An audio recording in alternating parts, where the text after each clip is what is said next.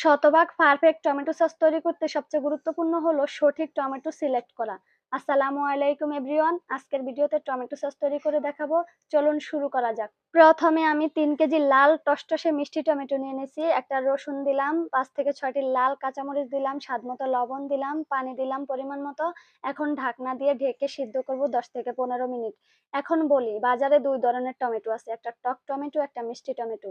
টকটা রান্নার জন্য বেস্ট আর মিষ্টিটা সসের জন্য বেস্ট। বাজার থেকে টমেটো কিনে এনে বাসায় একদিন রেখে দিবেন, এতে করে টমেটোটা অনেক সুন্দর পাকবে এবং অনেক সুন্দর লাল কালার হবে।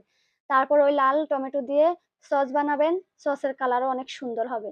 আমার টমেটোগুলো সিদ্ধ হয়ে গেছে, এখন আমি টমেটোগুলো হ্যান্ড ব্লেন্ডার দিয়ে ব্লেন্ড করে নিচ্ছি। আপনারা নর্মাল ব্লেন্ডার দিয়ে ব্লেন্ড করে নিতে পারেন। ব্লেন্ড করা হয়ে গেলে এখন আমি টমেটোগুলো সেকে নিব। অবশ্যই টমেটো সেকে তারপর সস বানাবেন, এটা স্কিপ করা যাবে না।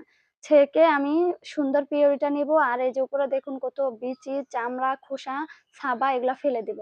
আমার সবগুলো ছাঁকা হয়ে গেছে। এখন আমি এটা একটা হাঁড়িতে নিয়ে নিব।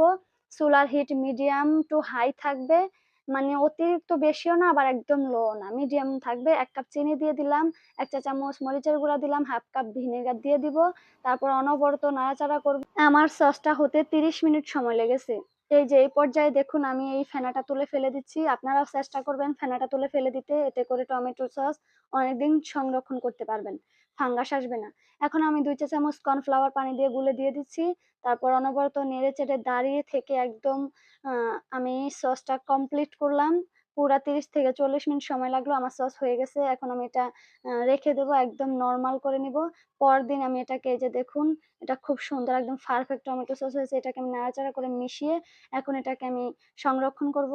আমি কিছু হাতের কাছে রাখবো, কারণ এটা নরমাল টেম্পারেচারে 1 সপ্তাহ এবং নরমাল ফ্রিজে 1 মাস থাকবে, এর বেশি থাকবে না। এই কারণে আমি এটাকে ডিপে রেখে দিব, যাতে অনেকদিন ভালো থাকে। যখন প্রয়োজন একটু করে নামাবো এবং আমি ব্যবহার করব। আশা করি আমার ভিডিওটি আপনাদের ভালো লেগেছে। আল্লাহ হাফেজ।